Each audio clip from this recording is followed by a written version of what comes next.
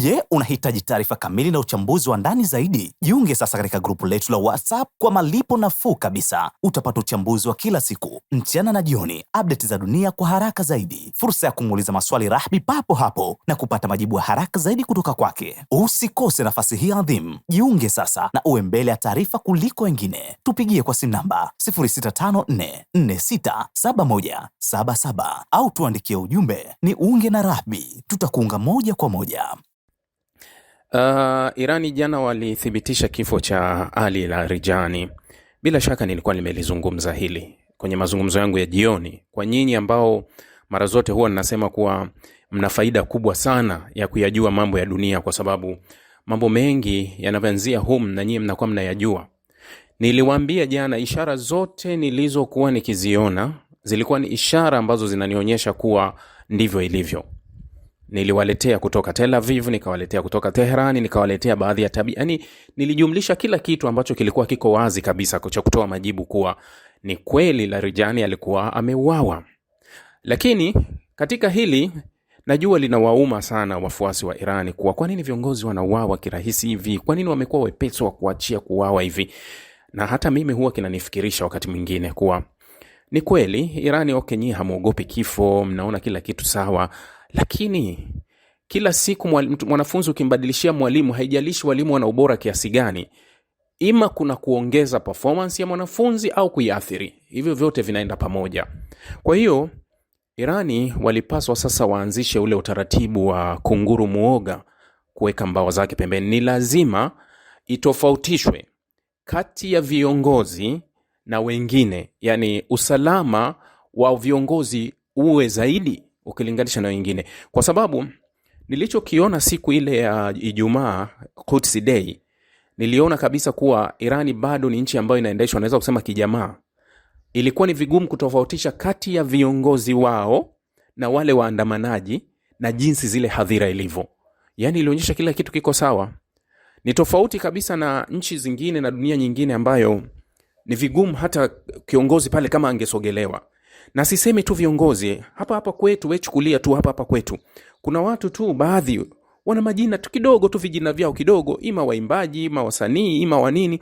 Akitoka hapa kuingia mjini hapo Kariakoo wapi, utaona anavyotembea na ulinzi ulio, yani na hana hayuko kwenye threat yoyote.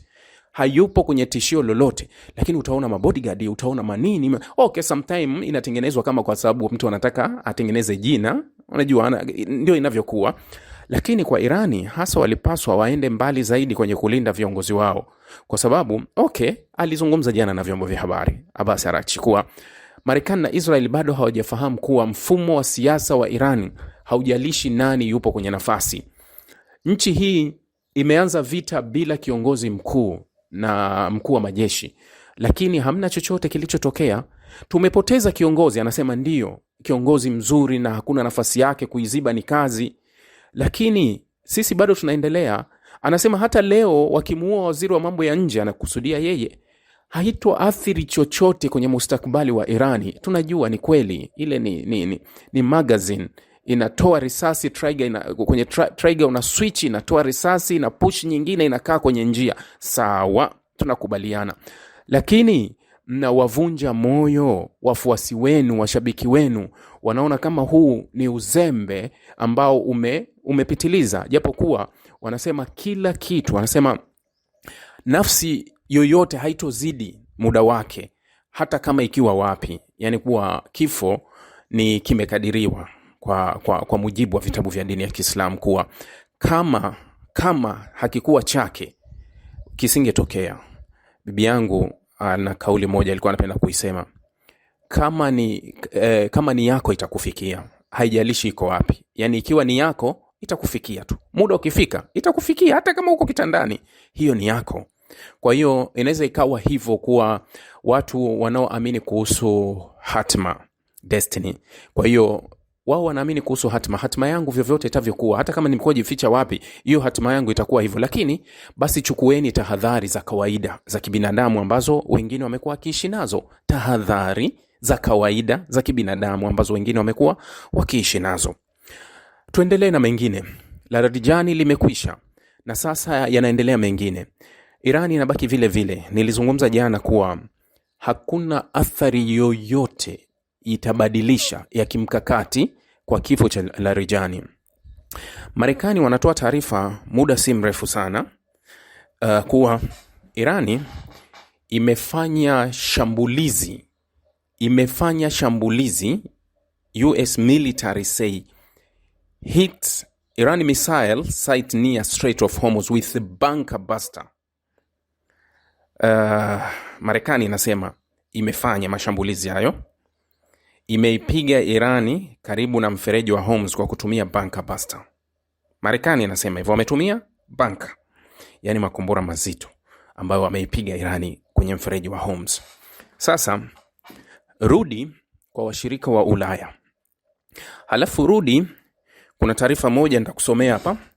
Halafu ngoja, inasema hivi taarifa: Falme za Kiarabu, yani nakusudia UAE, inasema kuwa inaweza kushiriki katika juhudi zinazoongozwa na Marekani za kulinda usafirishaji kupitia mlango wa bahari ya Hormuz. Afisa mkuu wa Imarati alisema Jumanne, ingawa pia alisema kwamba hakuna mpango rasmi uliokubaliwa na majadiliano yanaendelea.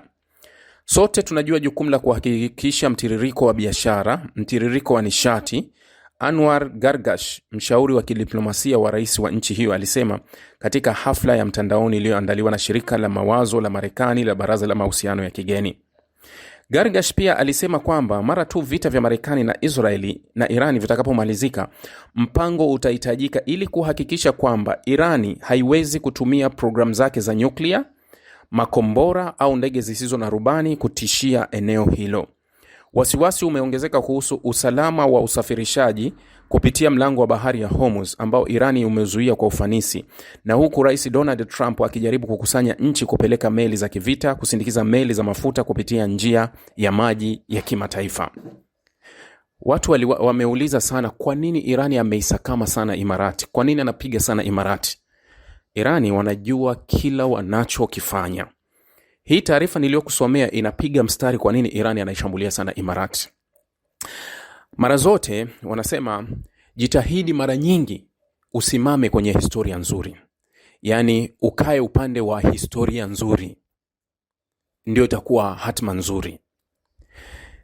Washirika wa Ulaya ambao wana uchunguzi, wana ujasusi wa kunusa kila kitu, wameisha nusa na kuona kuwa hii mechi ni ngumu kiwango cha hali ya juu sana kushiriki upande wa Donald Trump, kwa sababu kukaa upande wa Donald Trump ni upande wa anguko.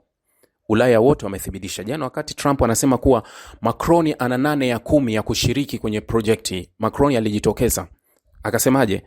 Hatushiriki, hatukuwepo kwenye kuratibu hii vita, na hii vita haituhusu, hatutoingilia. Kwa pamoja Ulaya wameanzisha mazungumzo ya kwao kama Ulaya.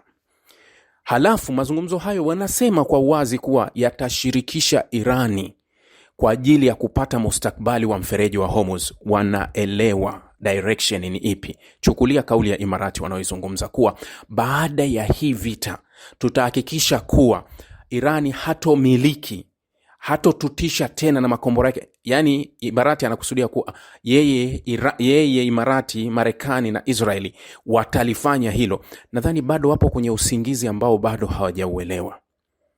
Ulaya tayari wamejua nini kinaendelea, ndio maana wameweka mbawa zao mbali. Irani ndio yuko jirani sana na UAE. Kama UAE ataingia kwenye mzozo na Iran, nadhani yeye ndio anaweza kapotezwa dakika 2, kwa sababu jiografia ilipomweka UAE ni kugumu mno ambako Marekani hawezi kumlinda. Fikiria kuwa Marekani, mshirika wa Israeli wa kufa na kupona, anahakikisha Israeli inapata kila kitu, kashindwa kuilinda. Washirika wenye nguvu na wenye fedha wanaoipa Marekani pesa ya kutosha, Saudi Arabia, Iraq, Qatar, UAE. Chukulia hao wengine wote, mfano Saudi Arabia na Qatar wana mikataba mizito sana na Marekani ya ulinzi, kashindwa kuwalinda. Sasa UAE anaenda kukaa kwenye historia mbaya ye mwenyewe.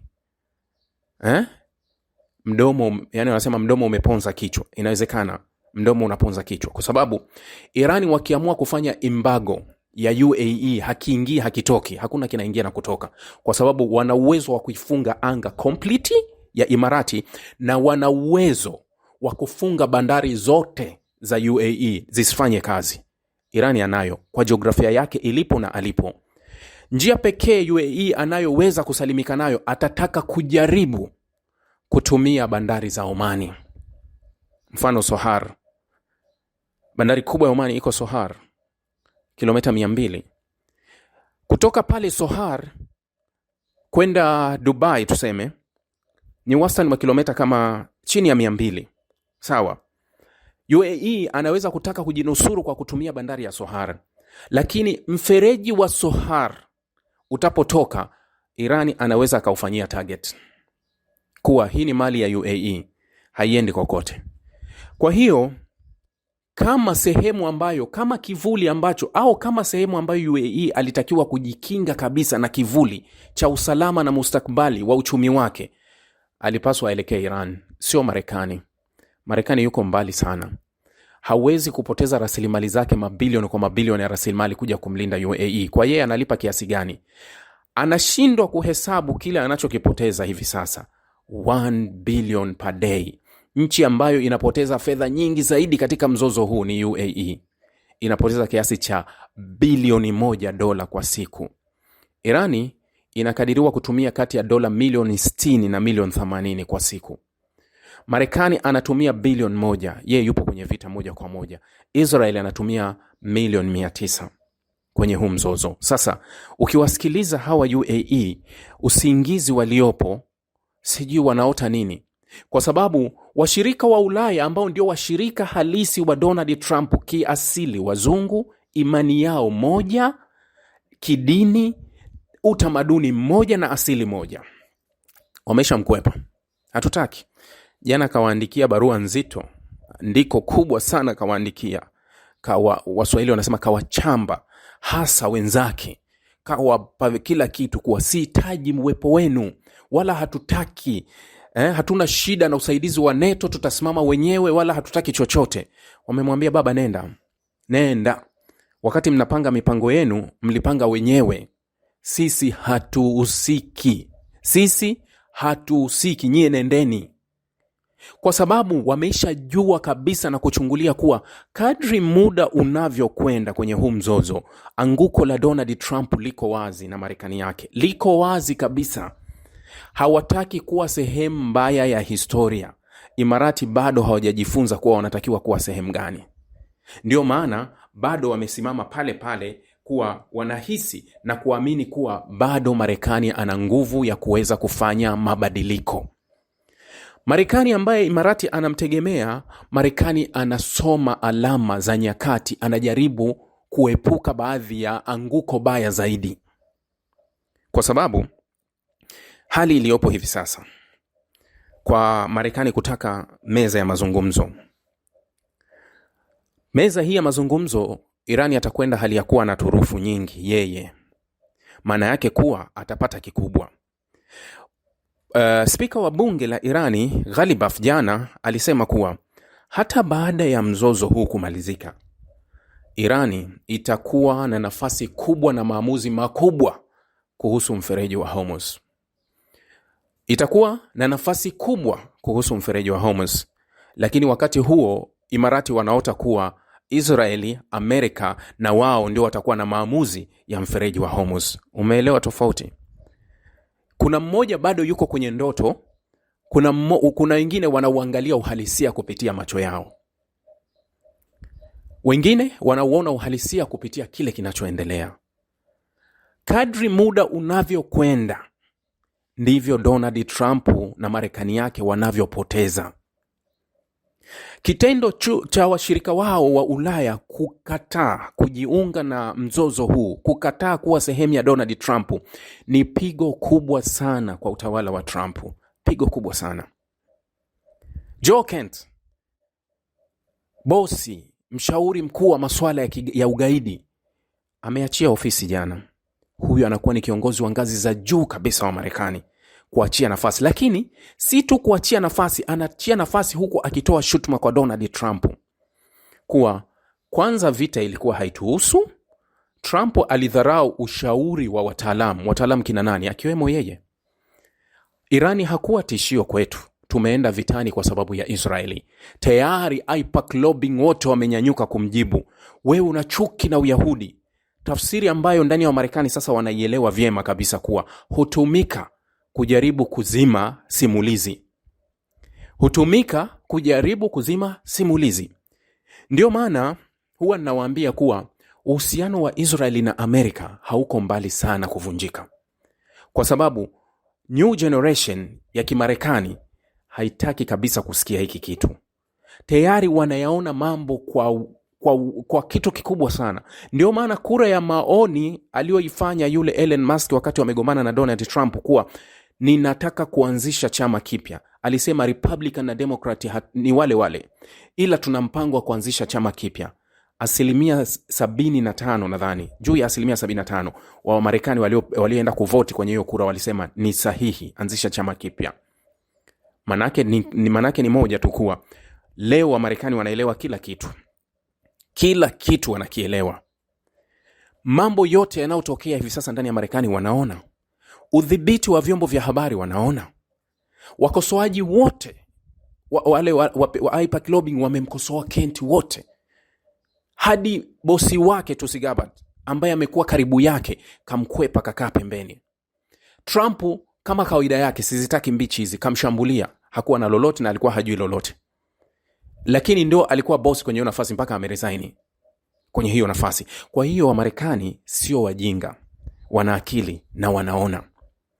Wakati haya yanatokea upande wa pili, anguko la Marekani linavyoelekea, na kuambia kuwa wanapokaa kwenye meza ya mazungumzo hivi sasa, nani anapata kikubwa?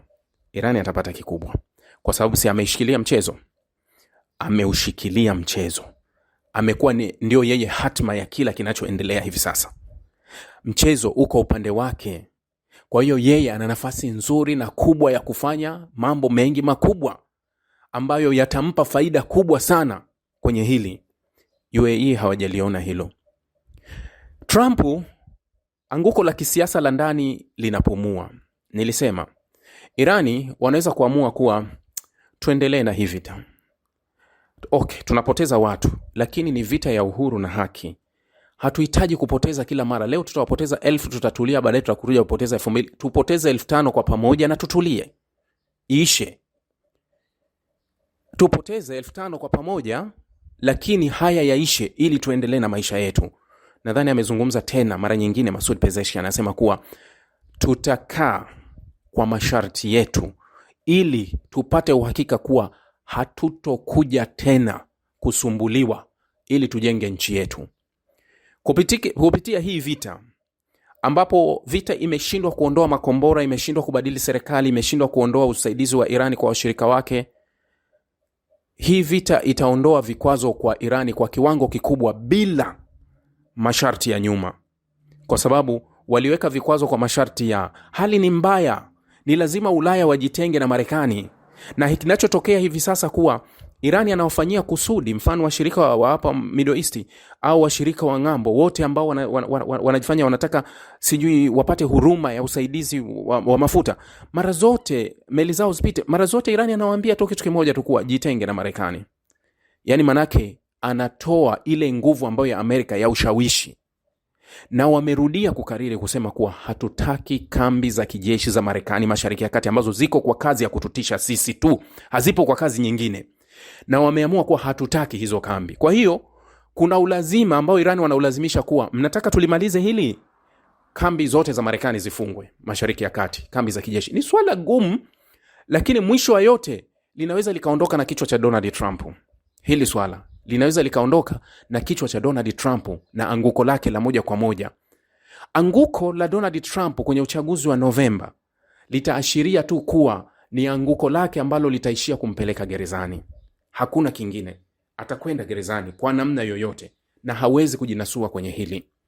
Sasa mambo yamekuwa ni mambo, na yanayoendelea ni ndio yanayoendelea. Ukweli kuwa hali ni ngumu sana kwa upande wa Marekani. Hali ni ngumu sana kwa washirika walio upande wa Marekani. Lakini washirika wa Ulaya tayari wameshagundua kuwa tunatakiwa tuwe upande gani hivi sasa. Hawajali kelele na sauti za Donald Trump, hawajali tena vitisho vya Donald Trump, kwa sababu mpaka sasa hivi wameshajua huyu ni mbwa ambaye hana meno, hangati, ni kibogoyo. Sehemu pekee wanajua kabisa hivi sasa kukaa upande wa Marekani, athari unaipata moja kwa moja, kwa sababu Irani wanaona, na nchi nyingi zinategemea kupita Hormuz. Nchi nyingi kuhusiana wa pale una athiri moja kwa moja. Viongozi na raia wa kawaida kwenye nchi yako wanakuona wewe uko upande gani. Maana yake watakuhukumu kuwa wewe pia ni mmoja wa wale ambao unatusababishia matatizo duniani kwa kukaa upande wa Marekani. Maana yake kuwa ulimwengu mzima unaelewa kinachofanywa na Marekani na Israeli ni kitu cha hovyo. Na watu wa ulimwengu wanalifahamu hilo. Ndio maana hata ukienda kufanya tathmini ya vita mitandaoni, licha ya udhibiti wa mitandao, watu wengi hawaungi mkono Marekani na Israeli kwenye hii vita. Watu wengi wamekuwa upande wa Iran, kwa sababu hawa ni waharibifu ambao wameshajulikana kuwa sehemu nzuri ya historia, ili historia ikiwekwe nafasi nzuri.